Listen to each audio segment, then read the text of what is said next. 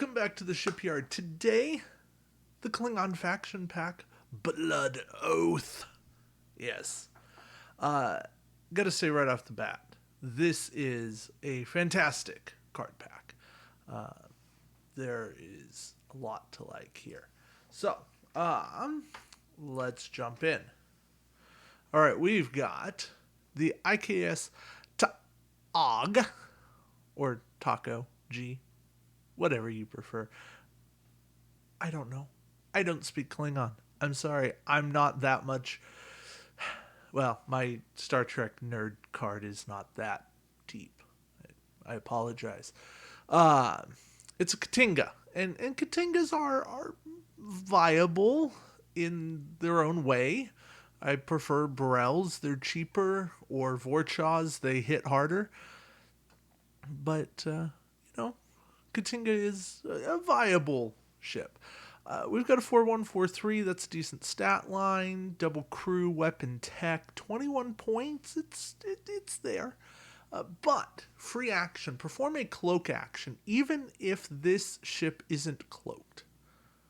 Sorry, sensor echo. So we're moving around.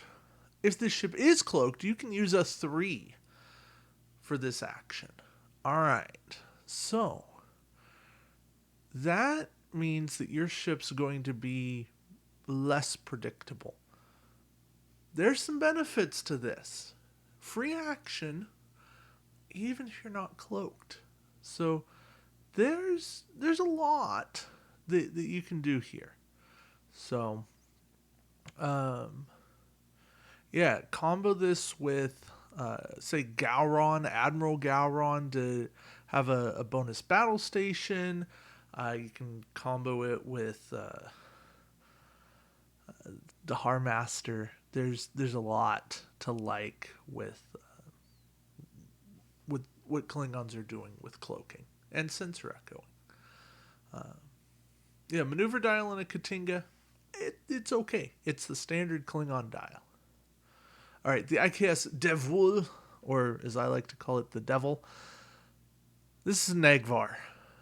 Right, that's your big, beefy ship.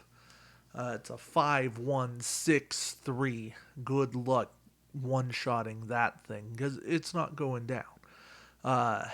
Triple crew, weapon tech, 28 points. Nice little discount there. Little. It was 30. Now down to 28. Makes it more playable than the IKS Nagvar. And has a better ability. When attacking, if this ship is cloaked, disable a Klingon crew upgrade equipped to this ship, and do not flip this ship's cloak token to its red side, and place a battle station token beside this ship. Right? There's stuff to like there. Right? Free battle station. Keep your cloak around. It's good. It's good all around. You do have to have Klingon crew to feed this, but with some stuff that's around in the Federation pack, you can remove disables more easily. Klingons are starting to get a lot of free action economy, so using an action to re-enable your crew doesn't hurt nearly as much. And I like what exists here. The IKS Kaskari. Now this is a Burrell. Interestingly, it's Federation and Independent, so lots of nice mixing here. And it's a 4132, 16 points. When attacking a ship with a hull of 4 or greater, steal a scan, a battle station, or an evade token from beside the defending ship and place it beside this ship. When attacking a Klingon ship or a ship with a Klingon captain equipped to it, add a hit. So this thematically is the Albino ship from the DS9 episode featuring the Albino. I think it was actually called the Albino. I like what's happening here. Stealing tokens is a good feature. Not every fleet build revolves around having tokens. Some use passive quality and never need a token. But there's a lot going on with Vulcans and Federation builds that are just using all kinds of tokens. So more often than not, ships are going to have a token around, and you get to steal it and use it for yourself. So that's a good thing. And the kind of free bonus here to add a hit against Klingon ships or Klingon captains, it's certainly not a bad thing. The only thing that hurts you is you don't have a tech slot on this ship, and you might want to have, say, a Klingon cloaking device equipped to it, but you could finagle one on there, say with Quark, for instance. Maybe not the best way to do it, but it exists. And our last named ship, the other Katinga, is the IKS Katanko. You may equip a Klingon tech upgrade with a printed cost of 4 or less to this ship for free, even if it exceeds this ship's restrictions. Sadly, there's not a ton of great Klingon tech. Klingon cloaking device might be one of the very few that actually works for this. It's most Klingon tech that you actually want cost 5. There is the I think it's a blade of armor, but it's from the card pack. You know what? We'll just go look it up here. Dispersive armor, that's the one. So that costs 4. So you could toss dispersive armor on this, and it would not be a bad play. I don't think it's a great play, but it wouldn't be a bad play.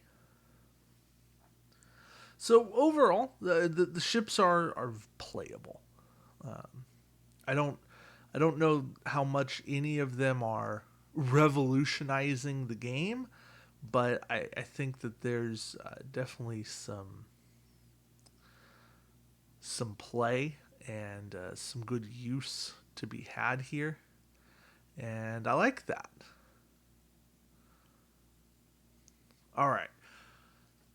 Generic ships, the only big thing of note here is the generic Negvar is down to 24. That's nice. And we've got another type of Brel, the Klingon independent Brel, which technically we already had with the Klingon Ferengi Brel, but now we have an overall independent in case Ferengi and independent ever separate for whatever reason. That might happen just because Ferengi are starting to look pretty strong. I don't know. All right. Named captains. We've got some pretty good captains here. First off is Kang. Kang is skill 8. When defending during the modify attack dice step, spin this ship's target lock token. The attacking ship must re-roll all of its attack dice. So you are essentially spending an offensive target lock in a defensive way. The nice thing is you get to modify before the attacker. Now they could still roll into a good roll, and so this won't necessarily help you, and that's kind of the drawback here. So I'm not a huge fan of this version of Kang, but there's another version of Kang that I do like. But our next captain up is the Albino. And the Albino is an interesting one. If for no other reason than dual faction Klingon independent. And, that opens up some interesting play. Any independent opens up good play. When attacking a Klingon ship or a ship with a Klingon captain equipped to it, roll an extra attack die. I like that. Klingon captains are certainly getting more play, and the Albino gets an extra attack die. Cool. That does go to rule of 3, so don't necessarily plan on having 3 attack dice as a bonus and the Albino adding on top. In addition, when attacking once per game, if this attack hits, discard 1 crew upgrade equipped to the defending ship. Now that is a nice play for some of those super defensive ships that are just kind of taking 1 damage, you can actually get in, make them lose a crew, and maybe that makes them way more susceptible. And then this nice other ability, activation phase. Once per game, this ship may activate last. So you can change the activation order, and I like that as well. So being able to move last can mess up your opponent's plans with who was going to bump and when they were going to bump and all of that. So, yeah. Core. We have a lot of good core in this game, kind of like Picard. A lot of good Picards in this game. But here's another version of core. You can equip the Dahar Master talent upgrade to this card for free, and a free action. Place an Ox Power token beside this ship and target all friendly Klingon ships, range 1 to 3. Remove all red target lock tokens beside the target ships and place them beside this ship. So Core is playing on his ability to draw things in, and I like that. I think you got to play to a build. Gosh, I want to think that there might be some play with monotanium armor.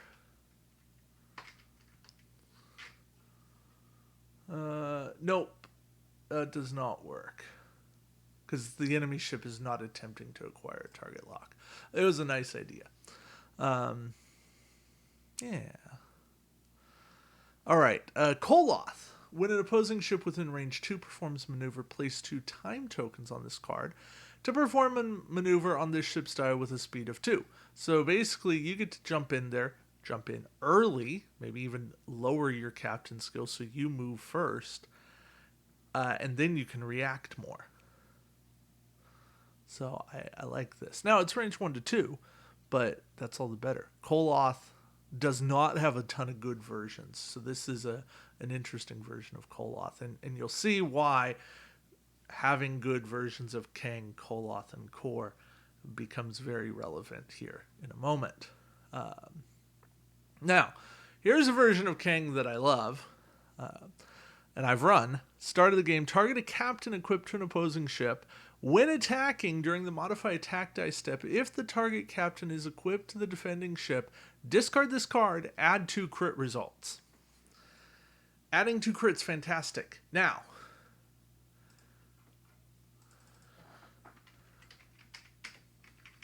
Leonard. There's a version of McCoy. Mirror McCoy. It's this one. When a captain equipped to this ship would be discarded, place 2 time tokens on this card and the captain that would be discarded instead.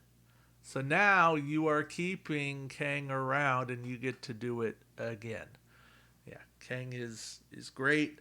Run that with Enabrintane or Mirror Worf as an admiral. You can get multiple attacks. Now, that doesn't necessarily help you because Kang has time tokens, but yeah. This version of Kang is very interesting, and even as a one-shot ability, still a very interesting play. Okay, talents. You know what? I'm going to skip because we're talking about Dahar Master. So this is a 1 per ship, can only be equipped to a captain named Kang, Koloth, or Core. Increase the captain skill of this captain by 1 for each copy of Dahar Master in your fleet, including this one. Activation phase. This ship may perform a cloak action or a target lock action as a free action. That's fantastic. What's better? Only costs 2 points. Yes, it can only go on a Klingon ship. I don't particularly care. That doesn't worry me. You want to put Kang, Koloth, or Core on Klingon ships for the most part. It's cheap. It does really good things. A free cloak or a free target lock is a great bonus. Boosting your captain skill is even better. Dahar Master is a really nice talent. There are crazy things you can do with Dahar Master. But This is just one of those really nice talents, and Klingons finally have a good talent. Yes, it's limited to 3 of their captains, but yeah. All right. Next talent, Deathworthy of Stovacor, has to go on a Klingon captain. Action, discard this card and a crew upgrade equipped to this ship and target an opposing ship at range 1 to 2. Discard an upgrade equipped to the target ship if that upgrade has a printed cost higher than the printed cost of the crew upgrade you discarded. This ship rolls +1 attack die for all attacks this game round. Okay. That's a lot. That's a lot of things you have to do to roll 1 extra attack die. However, for all attacks this game round, Torpedo Fusillade loves this. Absolutely loves it. Now you're getting a boost to everything. There is some really good stuff happening.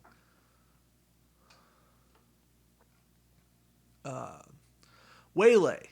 Here's an interesting weapon. Can only go on a hull 3 or less ship. The attack value of this weapon is the ship's primary weapon value. You know what? For 2 points, not bad. Attack, place 2 time tokens on this card and target an opposing ship. If it's on a Brel, place an Ox power token beside the defending ship. After making this attack, you can do a 1 white bank, left to right, and take an evade. This fits naturally on Brels. Now, it doesn't make Brels amazing, but it makes them interesting. And it makes them so you're getting extra maneuvers. And extra maneuvers are interesting, right? They change the dynamic of play. They let you do extra things. And plus, an evade token is a really good feature to have on a Brel, because if you're cloaked, you can get one shot very easily. And so having an evade token might, emphasis on the might, keep you alive just a little bit longer. Cross your fingers and hope. There are no guarantees, but it's there. Concussive charges is another weapon, and I'm not as much a fan of this one. But for 2 points, you get an attack value equal to your primary weapon value. I know. Attack, spend your cloak token, raise your shields. Okay, that much is nice. Take 2 time tokens on the card, target an opposing ship. If it's on a Katinga, you get an extra attack die. Okay, fine. For each uncancelled hit or crit, remove up to 1 token of your choice beside the defending ship. So in order to maximize this, you have to fire early. Now, you can do that with Dahar Master boosting your skill by 3, Crew Wharf boosting your skill by 3, but you max out on Captain skill.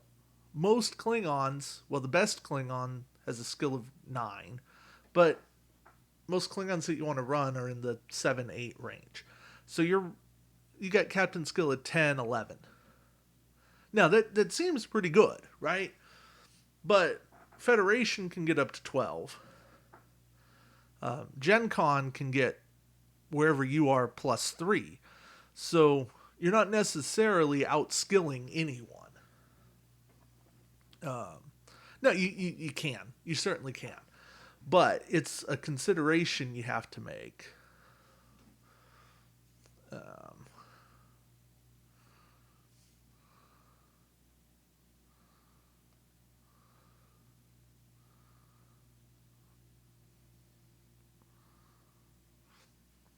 So just understand that. Plus, they have to run tokens. We talked about that with the Koskari. And so if they don't have tokens, then this isn't necessarily worth it. And again, I'm not in love with Katinga. So maybe this just isn't a thing for me and my style of play.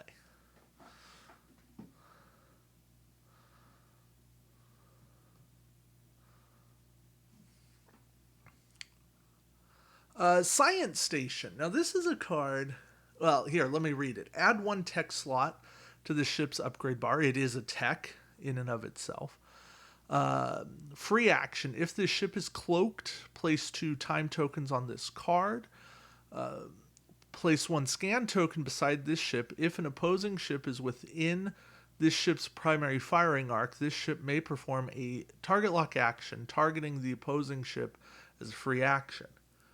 So,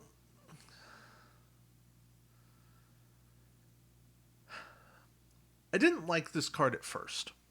It's cluttered. However, I had it used against me, and I became more of a fan. There's a lot to like here. Getting an extra tech slot is good. It's not great, but it's good. Getting a free action, an every other round scan token is actually nice. Klingons don't make the best use of scan tokens. However, the fact that they have them lets their raw power do more. And from that standpoint, I like it. And the other side of it is you can get a bonus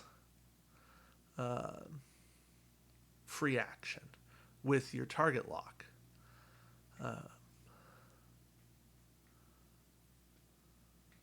And that's where you're kind of playing. You're almost playing slots with this. You're gambling, and if you hit it, if you hit jackpot, this card pays for itself in spades. If you don't, you're kind of like, I spent 4 points on essentially an every other round free scan. Now,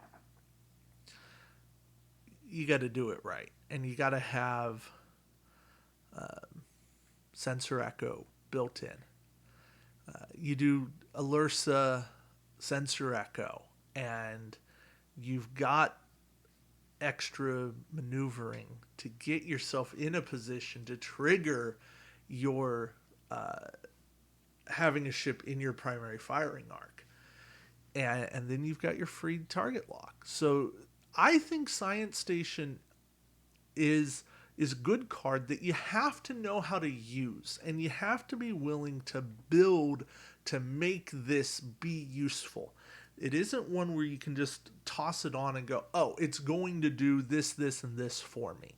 No, this is one where it's like, I'm building to make it work. All right, Yuto, our first crew action. Discard this card and target an opposing ship that has no active shields. Disable one crew upgrade on the target ship, and or steal one crew upgrade from the target ship, ignoring this ship's restrictions. All right.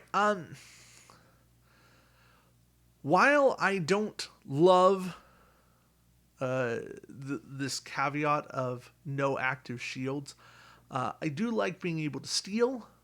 I like being able to disable and steal, right? That's a double whammy. And so I think in juxtaposition to something like Second of Five that gets all the love, Yuto is a card that makes me go, okay, there's a place for this card. And maybe it's in conjunction with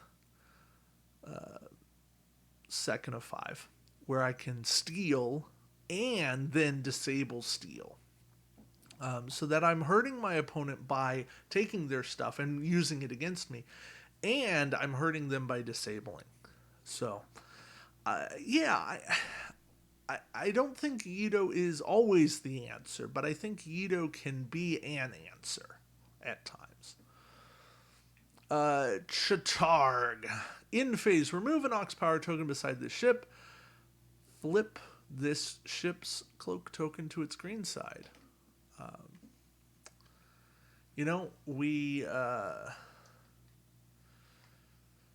We like Benjamin Sisko from the Boldly Go pack, who essentially says remove an Ox Power token beside this ship. Chatard does that plus more in getting your cloak back. And it's kind of like what's not to like about Chatard. There's no discard. There's no disable. There's no time tokens. There's nothing. It's just Chatard works. It takes crew slot. Takes the points. You have to have a build that actually uses aux power tokens, but there's Klingons that invest in aux power token management. So, well, not management, but placing aux power tokens. So you can get there. Chatard pays nicely with Core, who draws in aux power and does stuff like that. So, yeah, you can make this work. All right, the Klingon Gunner. When attacking during the modified attack dice step, discard this card, add a hit. Klingon Gunner is like Kunivas, is like Chemosite. It is the discard to add a hit. And I like cards like that. I struggle to find places for them in my builds. Not so much Chemosite, because that's just a fantastic card that has a continuous effect, or an always-on effect. But this is... Klingon Gunner takes up space until you throw him away to do something. And he doesn't do anything else while he's in existence. And I guess that's why I have some trouble with him. So maybe that's why I sit here and I go, I don't love him. But I don't love... I mean, I like Kunivas. I just have the same struggles. Like, I wish cards like this had some kind of passive conversion or even a passive reroll, and then also let you discard them to do something.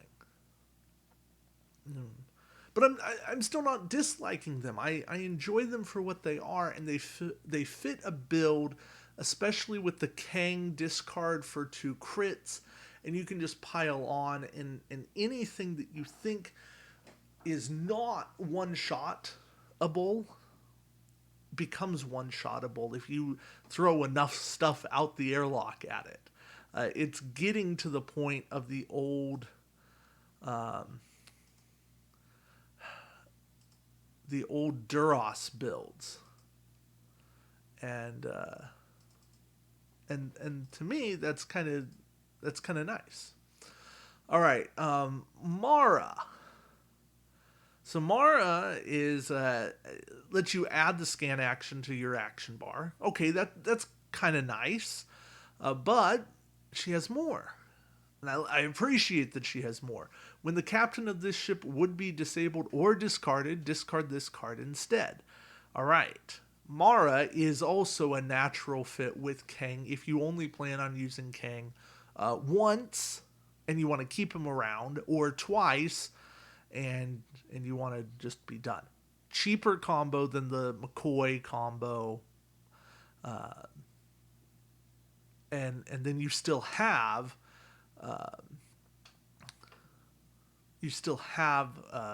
Kang around to use. So, yeah, Mara's nice, good captain protection, and she does a little bit more. So, I like that much. All right, Kalana. Kalana's another nice piece in this in weapon build. When one or more time tokens would be placed on a weapon upgrade equipped to this ship, place 1 fewer time tokens. If this ship is cloaked and it is a Klingon weapon upgrade, place 2 fewer time tokens instead. Kalana I actually like best with some of the Defiant class weapons from Boldly Go, but I think that she actually has a place with a lot of the Klingon weapons, a lot of weapons, period, that put on 2 time tokens. Because just getting 1 time token on them means that you can run them next turn. So like Ferengi photon torpedoes that are fire every other turn, now you can just run 1 copy and Kalana, and now you've got that. that combo ready to go. So yeah, Kalana is a great piece and something that I think does make a difference in this game. All right, ambassadors. I said I was going to make a video just on ambassadors. That is coming, but that's the rest of the pack. So yeah, overall, I like most of what exists in this pack. I think these cards are solid. They add a lot of value. There's a few that I kind of go, not my style, but I have seen most cards in this pack, maybe not the generic ships, most named cards in this pack get used to to decent success already, and this pack's been out like 2 months. That to me is a mark of a really good faction pack.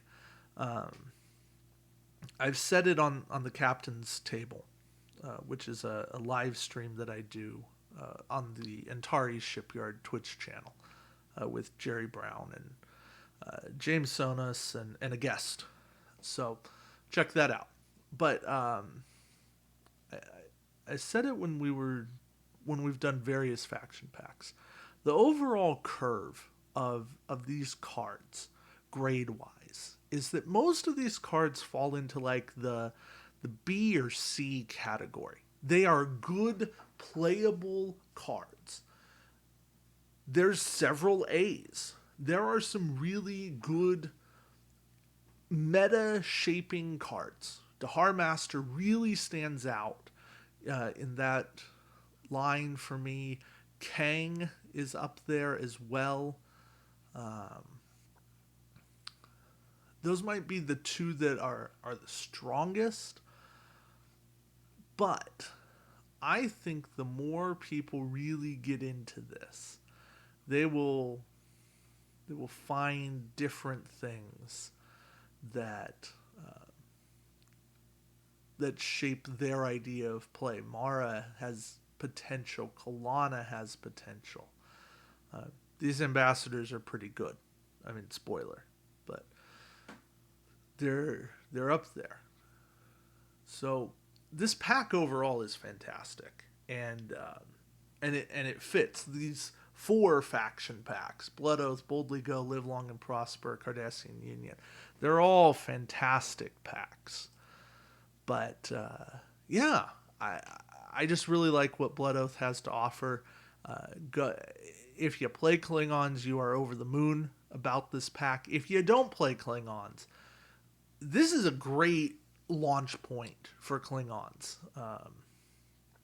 Hopefully you have some Klingon stuff because of the starter, and get this. Get this so you have models that will help you, because I would venture that a season 2 of an Alliance campaign continuation, will have the Klingons in some way, shape, or form. So you want this, okay? I mean, you're not going to need it for the cards, but you're going to need it for the models. Now, you get this, you get the cards, and you might find that you love playing Klingons. So, all right, that's it for me for today. Thank you very much for watching, and until next time, we'll see you around the shipyard. Take care, everybody.